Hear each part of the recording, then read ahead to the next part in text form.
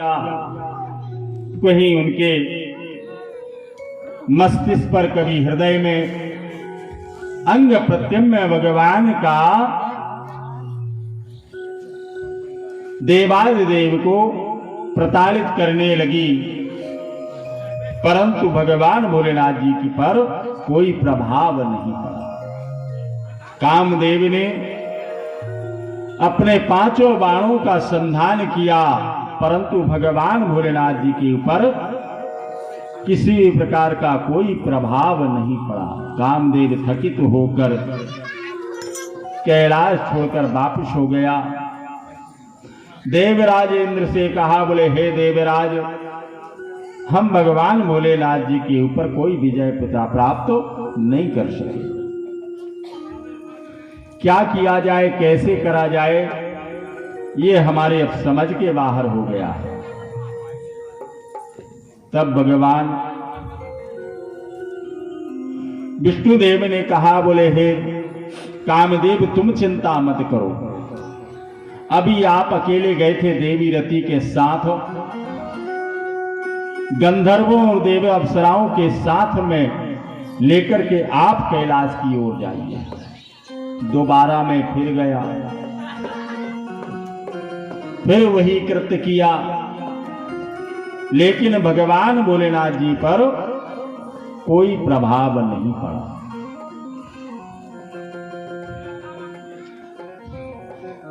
थक गया, हार गया और पुनः वापस हो गया।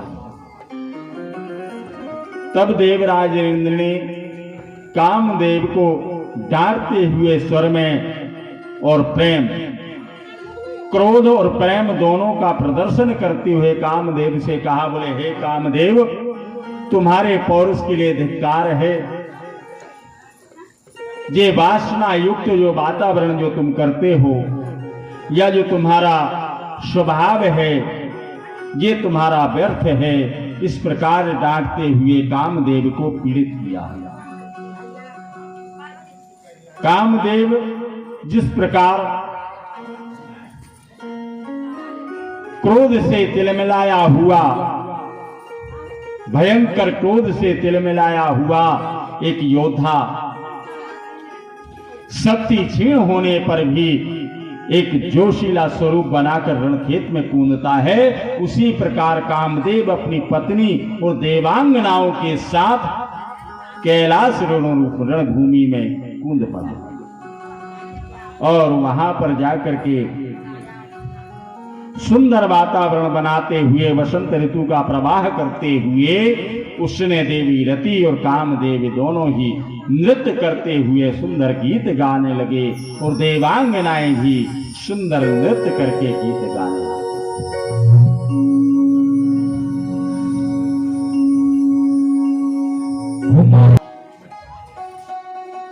कामदेव ने स्तंभन बाण का संधान किया, लेकिन उसका भी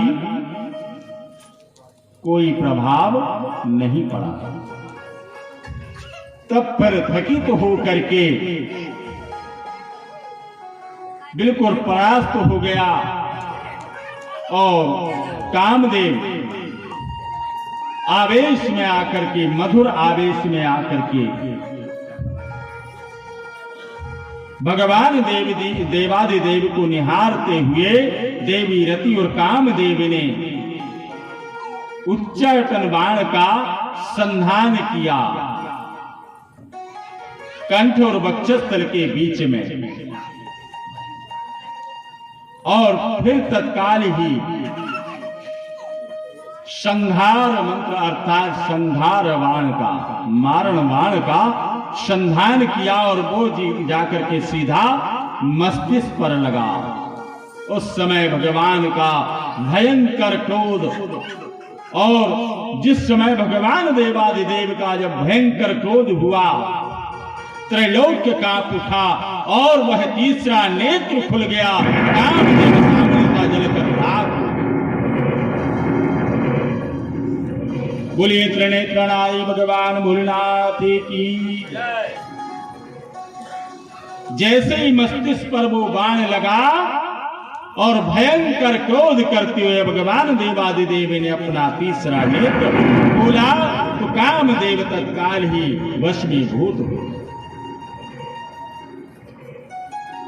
देवता कांप उठे, देवांगनाएं कंपायमान करने लगी, उनकी वाणी अवरुद्ध हो गई। जो देवांगनाएं सुंदर गीत गायन कर रही थी उनका कंठ अवरुद्ध हो गया और एक निर्जीव प्राणी की तरह वह समस्त देवताएं पाखान नाम पत्थर की नाई हो गई। शिवगण उस स्थान से पलायन कर गए। जो नृत्य कर रहे थे, सुंदर गायन विद्या से झूम रहे थे शिवगण, सबके सब वहां से भाग गए। देवी रति समस्त देवगण पाखान नाम पत्थर की नाई जो जहां खड़ा है वो वही जैसे एक शिलाखंड खड़ा रहता है, उसी प्रकार देवांगनाएं देवतागण जहां तहां खड़े के खड़े ही रहे।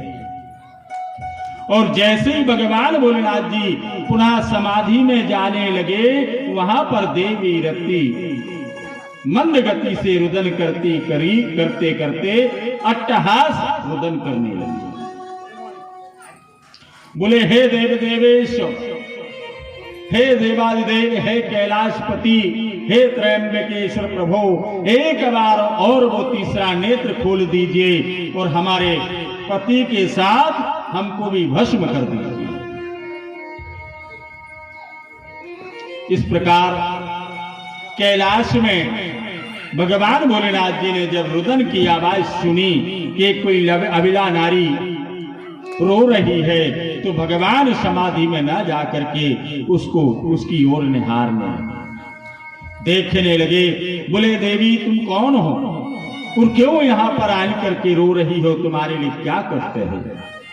बोले, प्रभु कष्ट पूछते हैं आप। हे जनार्दन, इस संसार में हमारा पति ही नहीं है और पति अगर मर गया हो तो उस स्त्री को जीवित रहने का कोई अधिकार नहीं होता महाराज। सो हे देवादिदेव, जिस प्रकार हमारे पति का संहार किया है आपने, उसी प्रकार एक बार वह तीसरा नेत्र खोल दीजिए और हमारा भी संहार कर दीजिए। यह रोदन मिट जाएगा।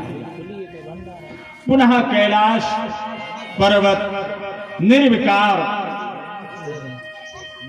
कोई विकार शेष नहीं रह जाएगा भगवान, और आप पुनः अखंड समाधि में लीन हो जाना। लेकिन एक बार अपना तीसरा नेत्र खोल करके हमको भी भस्म कर दीजिए।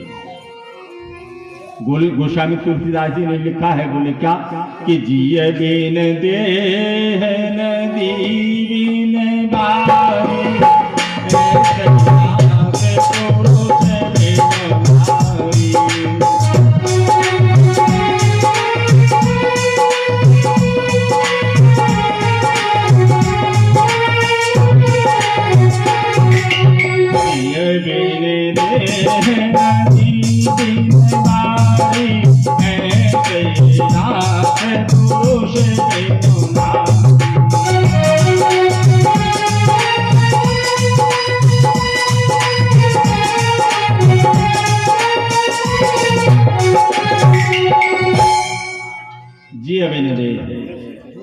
हे नाथ, अब मैं किसके सहारे रहूंगी जब मेरा पति ही नहीं है? तो इस क्षणभंगुर शरीर से हमें कोई प्रयोजन नहीं। हे नाथ, हे देवादिदेव, यह तो क्षणभंगुर शरीर है। अगर इस स्त्री की शोभा उसका पति होता है, स्त्री का श्रृंगार उसका पति होता है, और जब श्रृंगार ही नहीं तो पत्नी ही किस काम की? सो हे नाथ, इस शरीर का हम परित्याग करना चाहते हैं, एक बार वह शरीर हो तीसरा नेत्र खोल दीजिए और हमको भी भस्म कर दीजिए। इस प्रकार एक कवि ने कहा है कि क्षण भंगुर जीवन की कलिया, कलि प्राति को जानी खिली न खिली, मलिया गुर सच शीतल मंद समीर चली न चली, कली काली कुठार लियो फिरता, तन नम्र की चोट झिली न झिली, भजले हरि नाम को रसेना, फिर अंते समय फिर हिली ना हिली। हे नाथ, आपके श्री चरणों में मैं भी अपने इस क्षण भंगुरे शरीर को छोड़ दूं तो हे नाथ, हम दोनों पति पत्नी के लिए कम से कम शिव धाम तो प्राप्त हो जाएगा। हे प्रभु, हमारी भी हत्या कर दीजिए, हमको ही मार दीजिए प्रभु। अब मेरा जीवन व्यर्थ है जीना, अब जीना हमारा सार्थक नहीं है। सुहेनाथ, हमको भस्म कर दो। इस प्रकार बारंबार देवी रति बारंबार रुदन करती हुई भगवान भोलेनाथ जी से प्रार्थना करती है। समस्त देवगणों ने भगवान देवादिदेव की स्तुति करना आरंभ कर दिया। देवी रति के साथ मिल करके समस्त देवताओं और देवांगनाओं ने पुनः भगवान भोलेनाथ जी की प्रार्थना अर्थात स्तुति करना आरंभ कर। भूत्यालेपिन भूषिता प्रबल सन्नेस्त दीपांकरा, कंठे पन्नग पुष्पदा मुख शिव गो, गंगा जल पूरिता, ईखात्रात्रां जटां प्रगलवत, नश्यन्तो जगन मंडपे, शंभुर मंगल कुंभतामुपगतो भूत्या सतां श्रेयसे, आत्मा तम गिरजामति सहचरा, प्राण शरीरम ग्रहम, पूजाते विषयोपभोग रचना निद्रा समाधि स्थिति, संचारा पदयो प्रदक्षिण विधि स्तोत्राणि सर्वांगिरो, यद्यदि कर्म करोमि तदखिलम शंभो तवाराधनम। इस प्रकार समस्त देवता देवांगनाएं और देवी रति ने मिलकर भगवान भोलेनाथ जी की प्रार्थना करना आरंभ। भगवान ने जब समस्त देवताओं के मुखार वृंद और देवी रति के मुख से इस प्रकार श्री चरणों का भजन जब सुना, स्तुति सुनी तो भगवान प्रसन्न हो गए। भगवान ने समस्त देवताओं को संबोधित करते हुए कहा, बोले हे देवताओं, अब तुम सुखी हो जाओ और सुख पूर्वक अपना मनोरथ हमसे कहो। हे देवी रति, तुम चिंता मत करो, तुम्हारा जो पति का संहार हुआ है, हमारे तीसरे नेत्र से वह भस्म हो गया। ये भी एक प्राकृतिक विधान था। जब तक कोई प्रतिक्रिया विधाता नहीं लिखित करता, तब तक आपके साथ कोई घटना घटित नहीं हो सकती। ये सब पूर्वत विधान होते हैं। जैसे देखते हैं, बोले बाल बाल बच गया, उसका तो एक्सीडेंट होने वाला था, वो तो जर रही सा इधर हो गई उसकी गाड़ी का हैंडल, सो बच गया। तो बच गया क्यों? हो सकता है उसकी कोई पुण्याई आती होती है, कोई ग्रह दशा, काल सर्प योग शनि की 7.5 राहु की 7.5 जब होती है तब मनुष्य के लिए भयंकर पीड़ाओं का सामना करना पड़ता है। राहु की दशा कैसी होती है? राहु की दशा भी अत्यंत कष्टदायी होती है। आप कोई भी अच्छा या बुरा कर्म कर रहे हैं, आपकी बुद्धि भ्रष्ट हो जाएगी, बुद्धि को घुमा देगा। कोई अच्छी वस्तु भी है तो वो आपको पसंद नहीं आएगी। कोई अच्छा कर्म कर रहे हैं, काम सही ढंग से हो रहा था, लेकिन आप ही ने उसको विघ्न कर दिया तो फेल हो गया। ये राहु बुद्धि भ्रम करने वाला होता है। और शनि की यदि 7.5 है तो रोग इत्यादि से प्रथम उदर विकार बनेगा, पेट में विकार बनेगा, हाथ पांव में दर्द नहीं होगा। उदर विकार, उदर पर अटैक करता है। पहले पांव, पहले सर, सर से हृदय, हृदय से उदर, उदर से कमर, कमर से जंघा और कमर से जंघा के बाद पैर।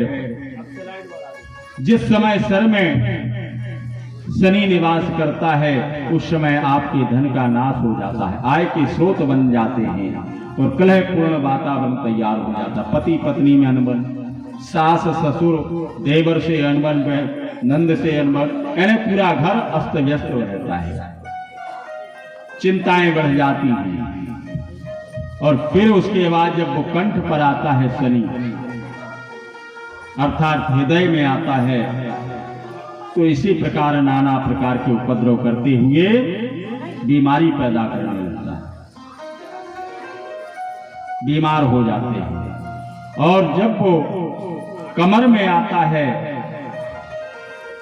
तो समय घातक शस्त्रों से आघात पहुंचाने वाली स्थिति बनती है। या किसी से झगड़ा हो जाए, वो आपको मारने की चेष्टा करे या मार दे, दुश्मनी अत्यधिक बढ़ जाना, ये लक्षण होता है जब कमर में शनि बैठता है।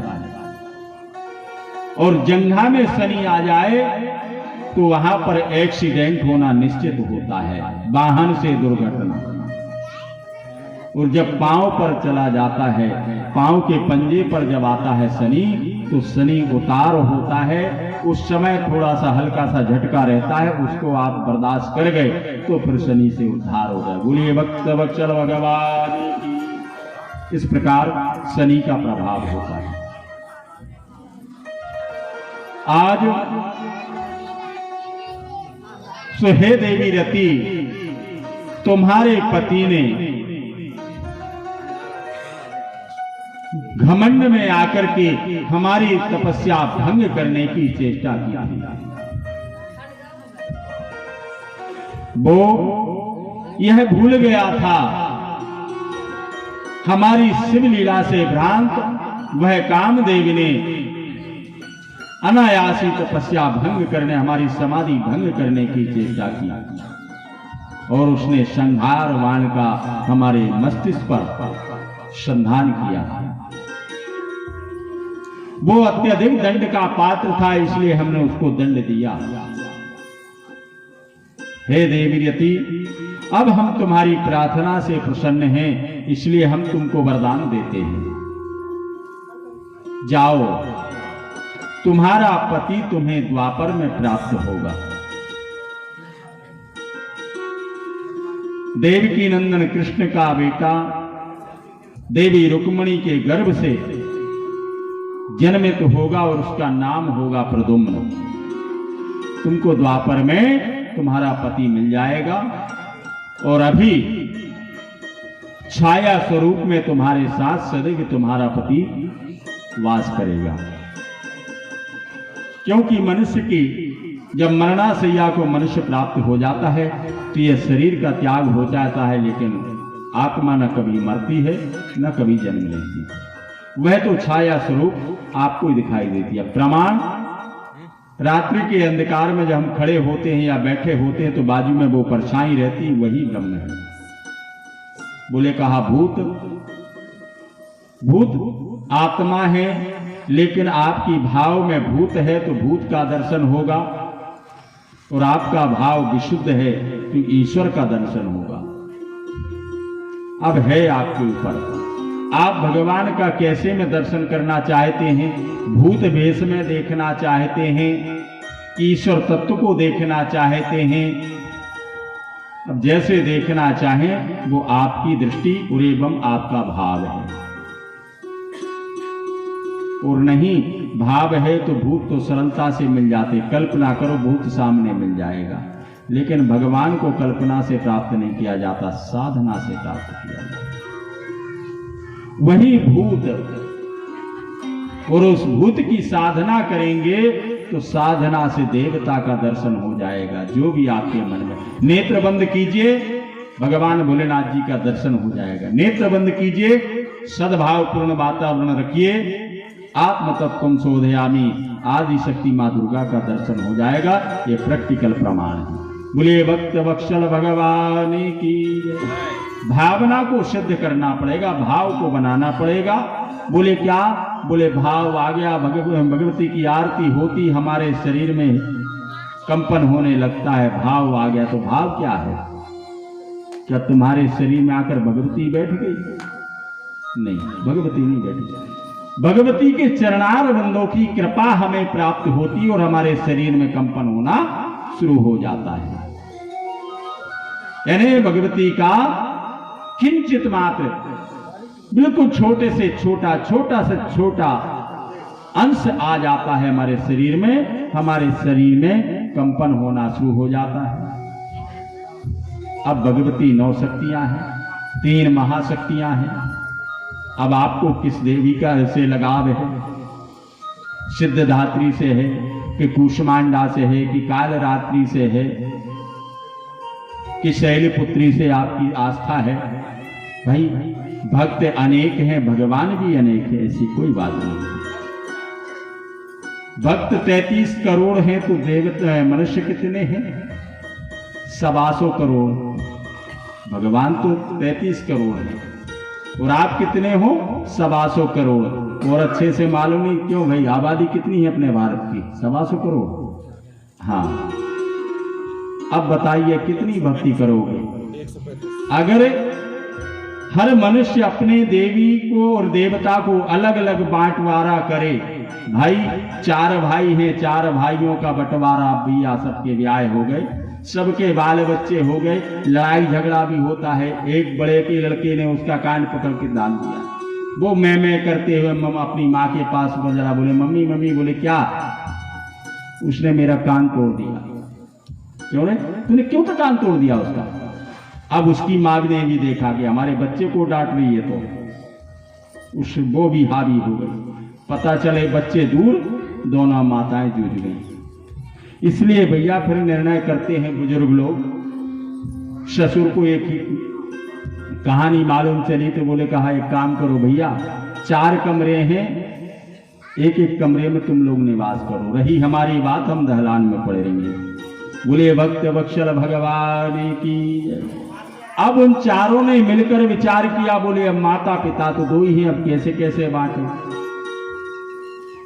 2 ने कहा हम माता जी को रोटी खिलाएंगे, 2 ने कहा हम पिताजी को रोटी खिलाएंगे। चलो भाई, अब ऐसा बंटवारा हुआ, पता चला किसी ने रोटी दिया ही नहीं, 2 ही प्राणी भूखे ही बैठे। ये कलिकाल का प्रभाव है। बोले कहा एक बार एक प्रसंग याद आ गया। कलिकाल ने महाराज युधिष्ठिर से पूछा, बोले एक रास्ते से जा रहा था तो 4 कुएं थे और एक बीच में जो कुआं था वो बहुत बड़ा था और वे 4 जो कुआं थे वे छोटे छोटे थे लेकिन पानी से लबालब भरे पड़े थे। और जो बड़ा वाला कुआं था उसमें पानी तो था लेकिन बहुत ही कम था। महाराज युधिष्ठिर ने जवाब दिया, बोले बाबा आने वाले ऐसे कलिकाल में ऐसे मनुष्य होंगे कि एक पिता के 4 बेटे होंगे, परंतु वो माता पिता अपने 4 पुत्रों को भली भांति पाल पोष कर बड़ा करेंगे, पढ़ाएंगे लिखाएंगे और फिर उसके बाद सुंदर सी बहू दिला देंगे। उसके भी बाल बच्चे होंगे, वो भी अपना कृत्य करने लग जाएगा पाल पोष कर बड़ा किया, बहू दिला दी। सब कुछ करने के पश्चात वो चारों बेटे मिलकर दो बूढ़े माँ बाप को रोटी नहीं खिला पा रहे और उन्होंने तुमको पाल पोष किया।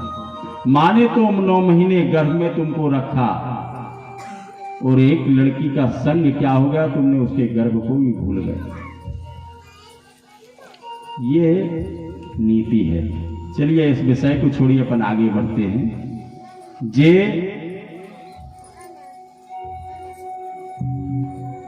मनुष्य की आसक्तियां हैं, आसक्तियों से परेशान हैं।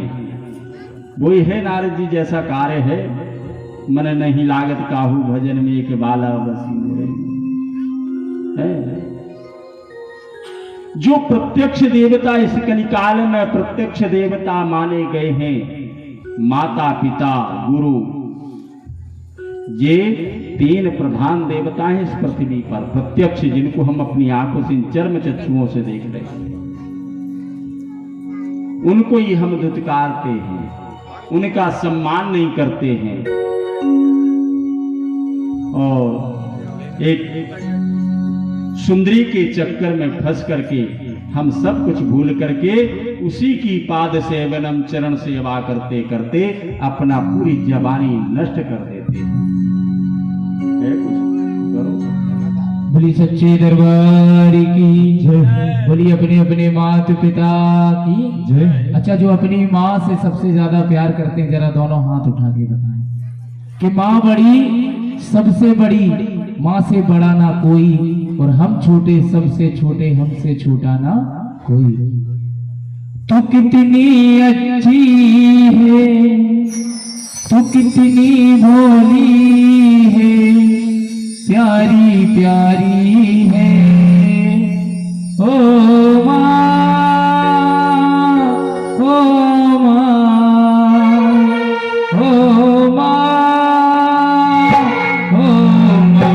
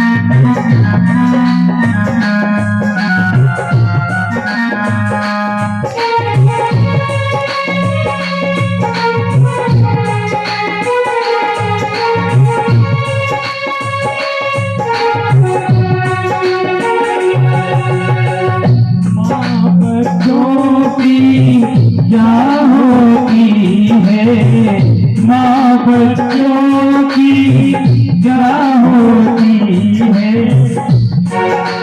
होती है किस्मत वाली जिनकी माँ होती है। तेरे रखने से खूब लगाई है ओ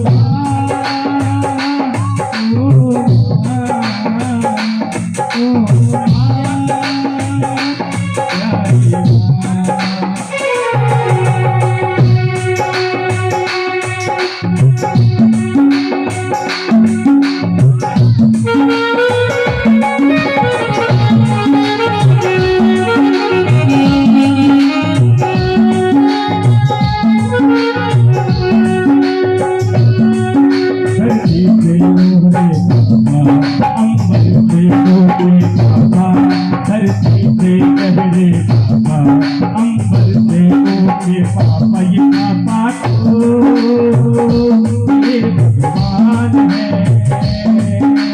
इन्हीं मेरी पहचान है। धरती से गहरे पापा, अंबर से ऊंचे पापा, धरती से गहरे पापा, अंबर से ऊंचे पापा, ये पापा तो मेरे भगवान है, ये मेरी पहचान है।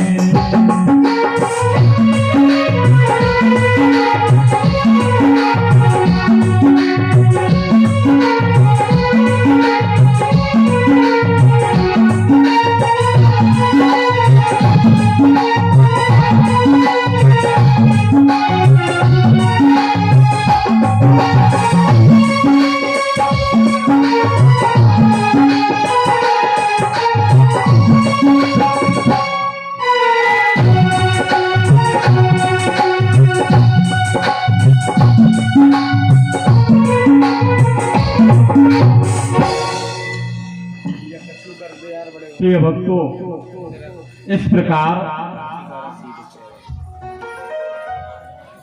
माता पिता की सेवा और उनका भली भांति भरण पोषण करना चाहिए, क्योंकि वो वृद्धात्माएं हैं। अगर आपने उनको दुख पहुंचाया तो समय आपका भी आने वाला है। जिस समय आपकी व्यवस्था ये होगी, उस समय आपको भी इसी प्रकार दुखी होना पड़ेगा। इसलिए भविष्य का ध्यान करते हुए माता पिता को कष्ट नहीं होना चाहिए। माँ का आशीर्वाद, पिता का आशीर्वाद लें, तभी जीवन का आनंद प्राप्त होता है। बोले भक्त वत्सल भगवान की।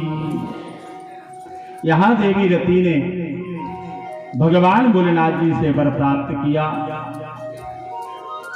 और वह संतुष्ट होकर कैलाश से अपने धाम के लिए चली गई। समस्त देवताओं ने भगवान भोलेनाथ जी से कहा, बोले हे देवादिदेव, यदि हमारी स्तुति अर्थात प्रार्थना से प्रसन्न है,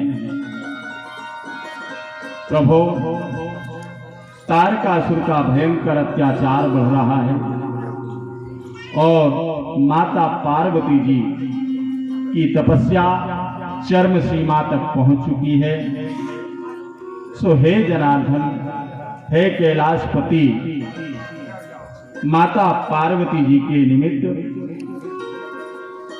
विचार करके और उनकी तपस्या का प्रतिफल प्रदान करने के लिए अवश्य ही आप दर्शन दें। तब भगवान ने देवताओं को तथास्तु कहते हुए विदा किया और यहाँ पर भगवान भोलेनाथ जी ने ब्रह्मा जी को बुलाया। ब्रह्मा जी आए और ब्रह्मा जी को ने प्रणाम करते हुए भगवान देवादिदेव से पूछा, बोले हे भगवान, हमारे लिए क्या आदेश है, क्या आज्ञा है? बोले हे ब्रह्मन, आप जाएं और सप्त ऋषियों को बुला करके देवी पार्वती जी के पास भेजा। भगवान ने सप्त ऋषियों को बुलाया और सप्त ऋषियों से कहा, बोले जाओ देवी पार्वती जी से कहो कि हमारा ध्यान त्याग दे और आप लोग जाकर के शिव निंदा करें। देवी पार्वती के पास जाकर के हमारी निंदा करें, जिससे कि हमारे यहाँ से ध्यान उसका हटे और दूसरी जगह केंद्रित हो। भगवान ने कामदेव को जब से वश में किया है, तब तक भगवान से कोई प्रश्न उत्तर नहीं करता, सीधे उनकी आज्ञा के सिरोधार्य करके हाँ बोल करके ही सीधा चला गया। इतने भयभीत समस्त देवगण हो गए। पिता महाब्रह्मा जी से कहा, बोले हे ब्रह्मन, भगवान देवादिदेव की आज्ञा है कि हमारी शिव निंदा करती हुए माता पार्वती जी के लिए समझाएं, तो ये कैसे संभव है? बोले तो आप लोगों ने भगवान से क्यों नहीं बोला? वहीं बोल देते कि महाराज हम ये काम नहीं कर पाएंगे। अब तुम लोगों ने हाँ बोल दिया, बोले महाराज हम जा तो रहे, लेकिन संकट दोनों जगह हैं। अगर यहाँ भगवान भोलेनाथ जी से मना करते कि ये काम हमसे नहीं हो पाएगा, तो ये तीसरा नेत्र खोल करके भस्म कर देगा। और जहां पर जा रहे हैं, जहां जाने के लिए कहा है, तो वो आदि शक्ति माँ दुर्गा है, वो भी छोड़ेगी नहीं, शिव निंदा सहन नहीं करेंगी, वो भी हमको जलाकर राख कर देंगे। तो क्या करें? बोले बीच से ही भाग जाओ। तो बोले वो भी संभव नहीं, वैसे भी जीता नहीं छोड़ेंगे दोनों। तो बोले क्या करना चाहिए? बोले जाओ तो फिर। बोले लेकिन शिव निंदा ना करें तो? बोले भगवान अंतर्यामी, वो सब देख लेंगे कि जी क्या कर रहे हैं वहां जाकर। तो बोले करना ही होगा, मैंने किसी भी तरीके से प्राण की आहुति देना यानी पक्का हो गया है। सप्तऋषियों ने अपने प्राण हथेली में लिए और माता पार्वती जी के सामने पहुंचे। माता पार्वती जी के सामने पहुंचे, भगवती जगत जननी के चरणों में प्रार्थना करने लगे, कहने लगे, हे माता, हे जगत जननी, हम सप्तऋषि आपके चरणार बिंदों का दर्शन करने के हेतार्थ आए हैं। भगवती माता पार्वती जी ने सप्तऋषियों को प्रणाम किया। बोले हे भगवान, हे ब्राह्मण देवताओं, आप लोगों का आगमन यहाँ पर कैसे हुआ और हम आपका क्या स्वागत करें? बोले माता, स्वागत की आवश्यकता नहीं है, केवल हम कुछ आपसे कहने के लिए आए हैं, उसे कृपा कर सुन लीजिए। बोले क्या? बोले माता, आप ये क्या कर रही हैं? इतना कठोर तप किस लिए कर रही हैं? किसके लिए कर रही हैं?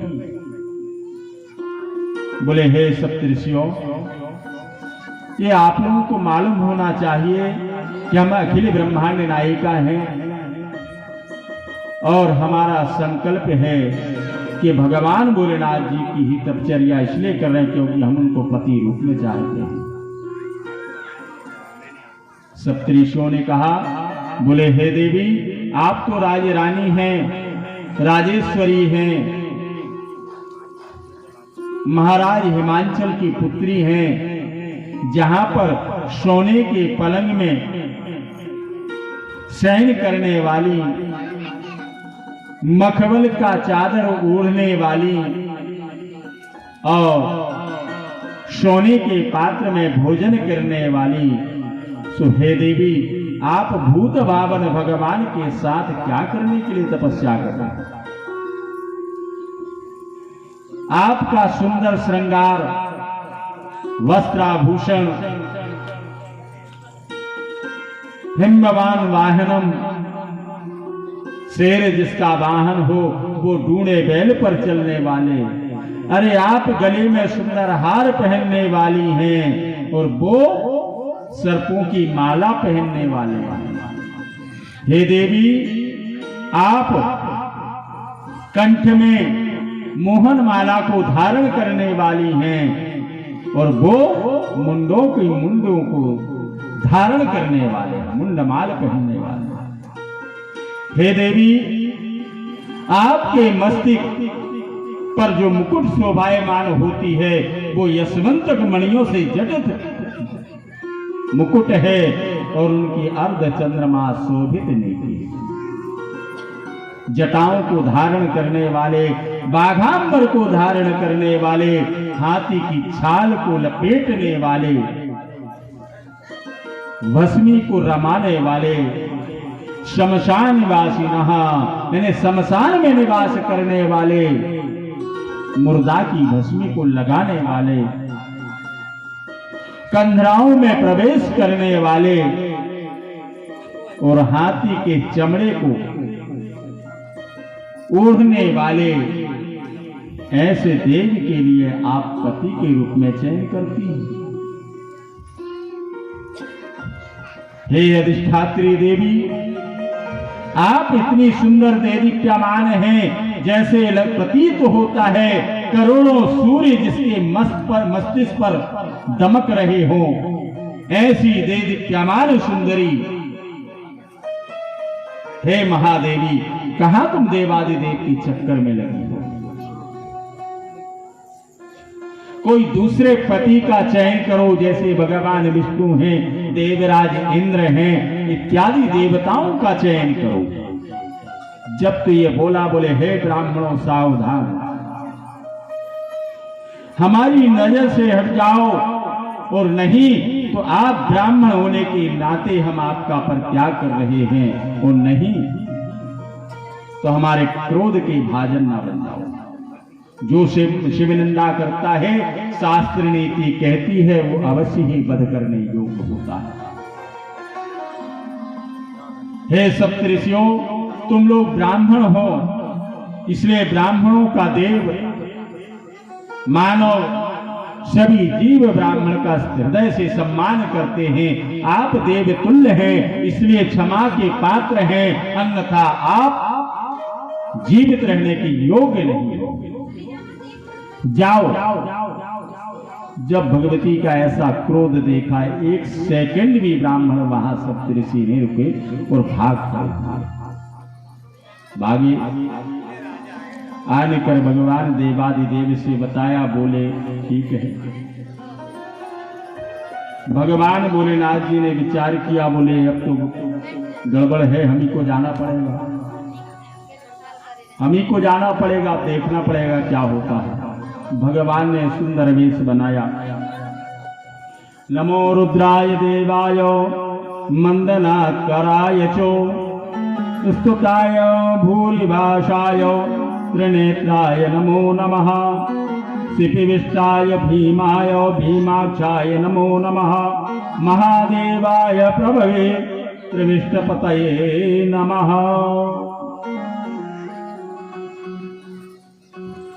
भगवान भोलेनाथ जी ने सुंदर वेश बनाया। ब्राह्मण के वेश में माता पार्वती जी के समक्ष पहुंचे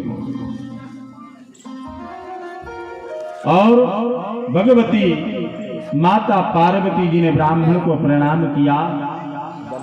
बड़ा सुंदर ब्राह्मण का वेश में तो भगवान गए थे, बड़े तेजस्वी, बड़े विद्वान, धर्मनिष्ठ। ऐसे ब्राह्मण को देखकर माता पार्वती ने देखा, ये ब्राह्मण तो है परंतु बड़े तेजस्वी हैं, विद्वान प्रतीत पड़ते हैं।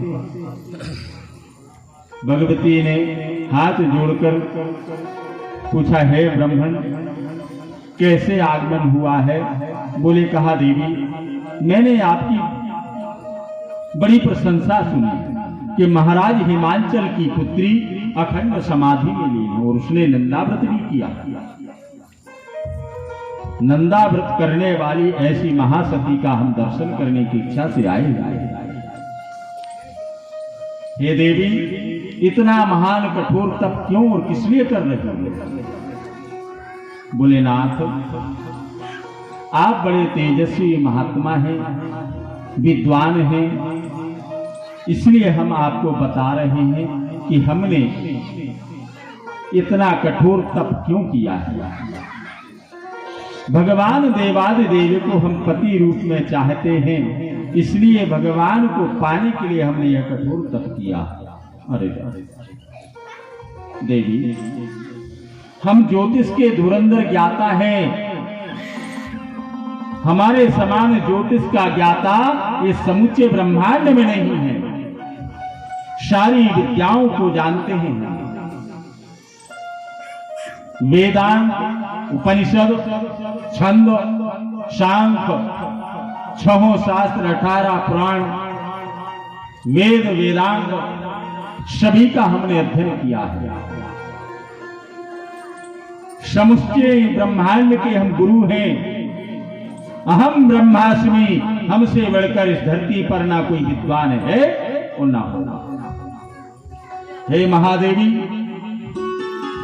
अपनी ज्योतिष मार्ग से, ज्योतिष शास्त्र के माध्यम से हम ये देख रहे हैं कि तुम अत्यंत राज्य रानी होकर तुम्हारी बुद्धि भ्रष्ट हो गई। जो इतना कठोर तब तुमने पति प्राप्ति के लिए किया। हे देवेशी, आप राजरानी हैं, राजकन्या हैं, और आपका स्वरूप तो गुलाब की पंखुड़ियों के समान, आपके सुंदर नेत्र, होठ लावण्य और आपकी काया कमल पुष्प की नाई। हे देवेश्वरी, कहां तुम भूत भावन के चक्कर में पड़ी हो? वो तो भूत भावन है,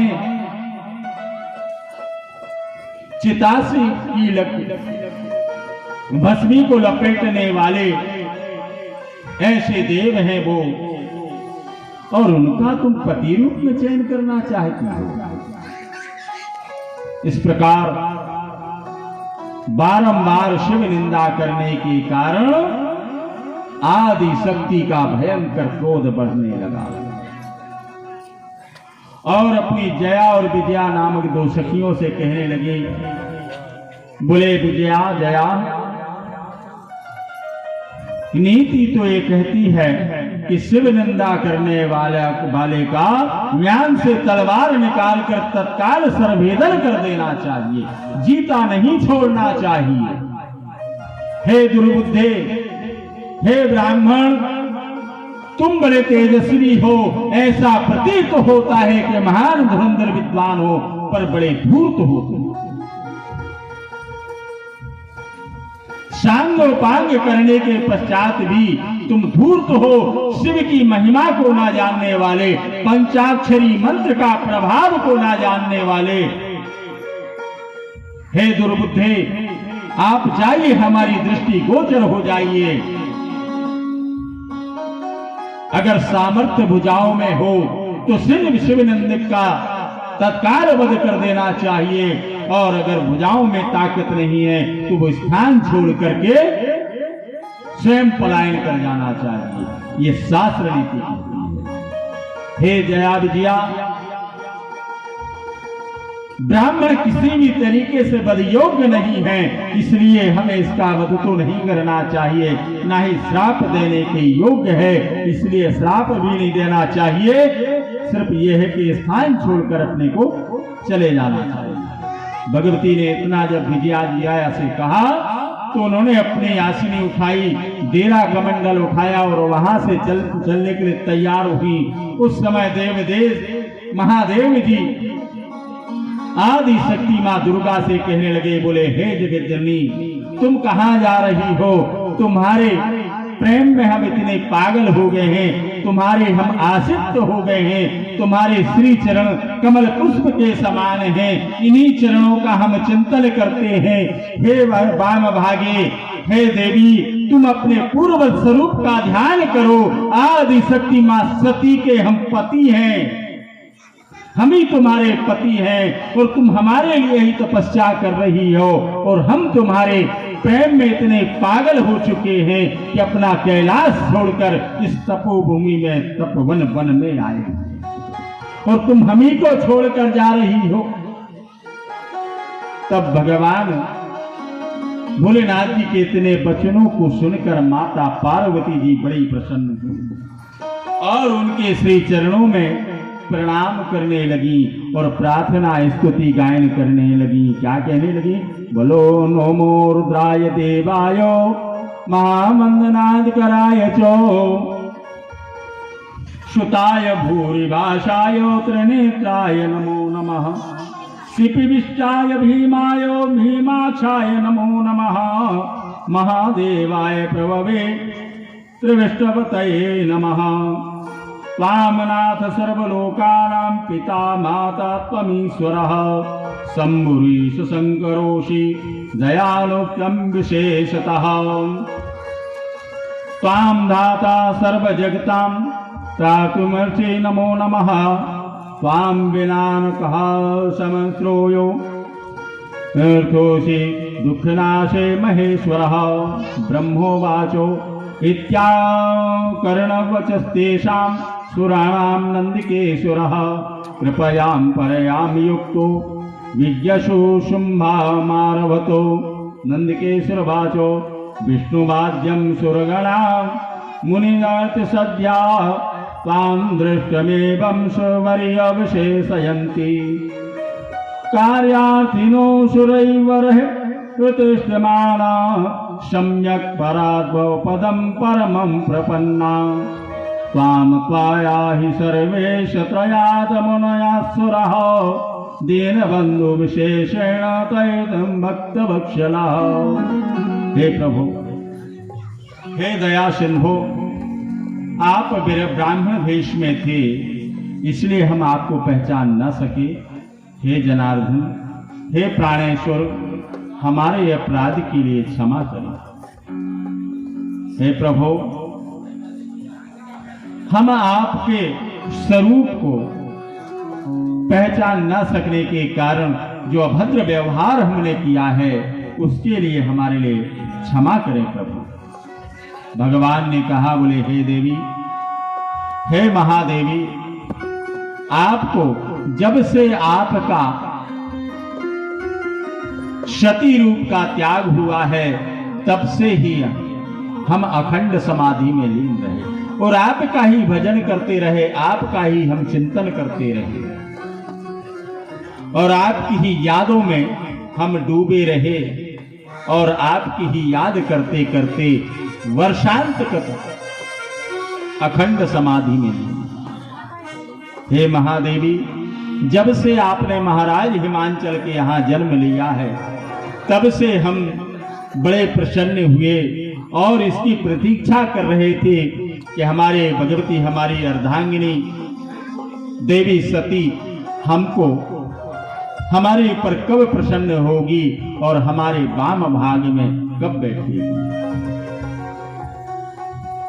इतना अत्यंत प्रेम श्रद्धा करने वाले हैं। हे योगिनी, तुम अब अपना अभिष्ट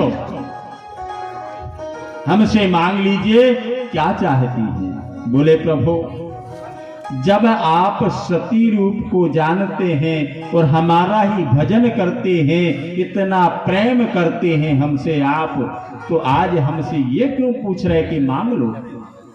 आप तो घट घट के वासी हैं, सभी के हृदय को जानने वाले हैं। हे परमात्मन, जब सबके घट घट के वासी हैं, कण कण में वास आपका है, तो हमारे मन का अभिप्राय क्या है, क्या आप वो नहीं जानते। लेकिन बोले कहा, हे महादेवी, आप इस समय साधना कर रही और एक साधक के लिए जिस देवता की साधन करते हैं, और उस साधक का दायित्व बनता है जब वो देवता प्रसन्न हो जाए तो मांगने का अधिकार है, उसको मांगना चाहिए। आप जब तक मांगेंगी नहीं, तब तक हम कैसे दे दें। तो बोले कहा, प्रभु, मांगने में अच्छा नहीं लग रहा, शर्म सी लग रही है। आप क्यों? क्योंकि स्त्री लज्जा स्वरूप होती है, भले उसके मन में कुछ भी चले। हमें रसगुल्ले खाना है, पति पत्नी जा रहे हैं और बाजार में जैसे ही पहुंचे विचार बना कि अरे यार चाट खा लेते, समोसा खा लेते, ये खा लेते, वो खा लेते, लेकिन क्या करेंगे, ऐसे सीधे ही चले जा रहे हैं, रुकने का नाम ही नहीं लेते। जहां चाट का ठेला था वहां उस तरफ देखा तक नहीं। मेरी तो इच्छा थी खाने की, मेरी तो इच्छा थी चाय पीने की। देखिए आप, चाय की हम समझ गए कि आप लोगों की अब इच्छा हो गई चाय पीने की, तो हमने चाय बुलवा दी। तो वहां पर हमने देखा तो यहाँ भगवती भगवान भोलेनाथ जी से कह रही, बोले प्रभु हमको अच्छा नहीं लग रहा मांगने में, आप तो खुद दे दो, तपस्या करिए हमने। तो भगवान भोलेनाथ जी ने भी कह दिया, बोले देवी थी जब तक मांगोगी नहीं तब तक हम देंगे नहीं। तो बोले मांगना ही जरूरी है। बोले हाँ, आपने साधना की है तो मांगो, हम देंगे। बोले जन्म जन्म लो रगड़े हमारी, बरहू संभोना रहूं कुमारी।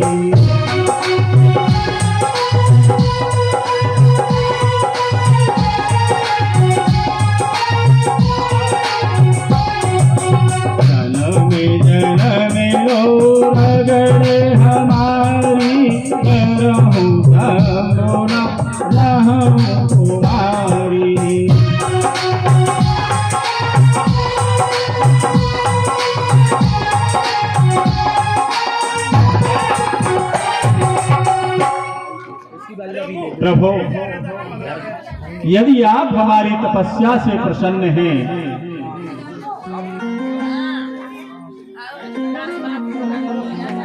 श्री राम नारायण नारायण नारायण श्रीमन नारायण नारायण नारायण श्रीमन नारायण नारायण नारायण श्रीमन नारायण नारायण नारायण। बोलिए शंकर भगवान की वत्सल भगवान की जय। यहाँ पर भगवान आशुतोष से भगवती ने कहा, बोले प्रभु आप मांगने का हट पकड़े हो कि मांगोगे तभी देंगे, तो आप तो जानते ही कि जन्म जन्मांतर से आप ही हमारे पति होते आए हैं। हे प्रभु आपके श्री चरणों के अलावा हमने किसी दूसरे पुरुष को हमने देखा ही नहीं। हे जनार्दन, हे प्रभु आप ही हमारे पति रूप में प्राप्त हो, यह वरदान हमको चाहिए और आप दीजिए। बोले देवी तथास्तु। भगवती प्रसन्न हो गई, वरदान प्राप्त हो गया और भगवान वहां से अंतर ध्यान हो गए। यहाँ पर माता पार्वती अपने सखियों के साथ शिवलिंग को उठाया और गंगा में विसर्जन करने के हितार्थ निकल गई। यहाँ महाराज हिमांचल अपनी पुत्री को ढूंढते हुए मंत्रिमंडल के साथ उसी गुफा के द्वार पर पहुंच गए। भगवती माता पार्वती जी भगवान भोलेनाथ जी की शिवलिंग को विसर्जन करके वापस हो रही थी और वापस हो रही थी और यहाँ पर पिता महाराज हिमांचल कई दिनों के भूखे मूर्छित होकर गिर पड़े। माता पार्वती जी विसर्जन करके आ रही थी, उन्होंने एक देखा कि पिता महाराज हिमांचल बेहोश बेमूर्छित अवस्था में पड़े हुए हैं। अपने पिता के सिर को अपनी गोद में रख करके माता पार्वती जी रोने लगी। देखी दशा अपने बाबुल की छोड़ गई है सगाई, मेरे पास तो पैसे नहीं है कैसे कराऊं इलाज, बबुल उठ बोले सुनाई दे।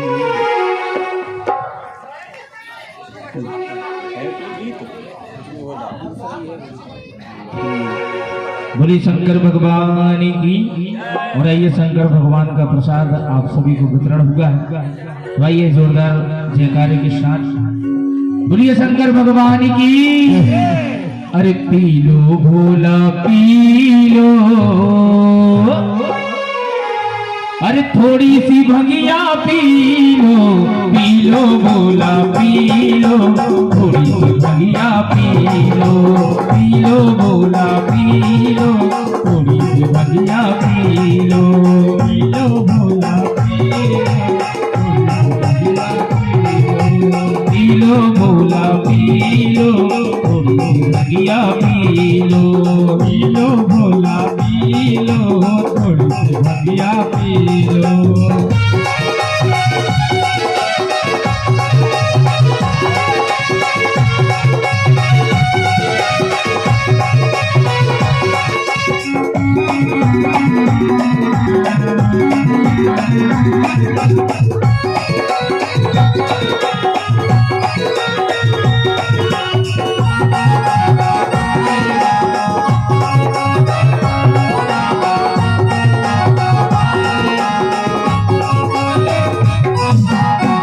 घूमने जाने मेला, हमें घूमने जाने मेला, हमें घूमने जाने मेला, हमें घूमने जाने मेला, हमें घूमने जाने मेला, हम में घूमने जाने मेला उठो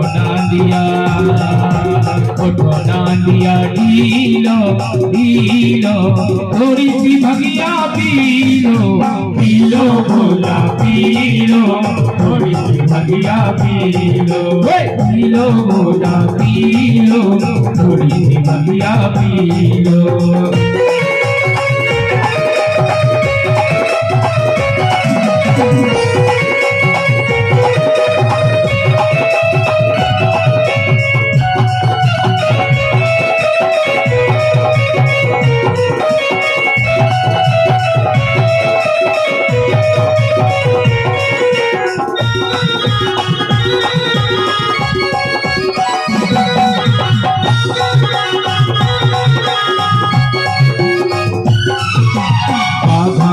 पीतांबर सोहे बाघांबर पीतांबर सोहे बाघांबर पीतांबर सोहे बाघांबर पीतांबर सोहे गलीनाग जहरीलो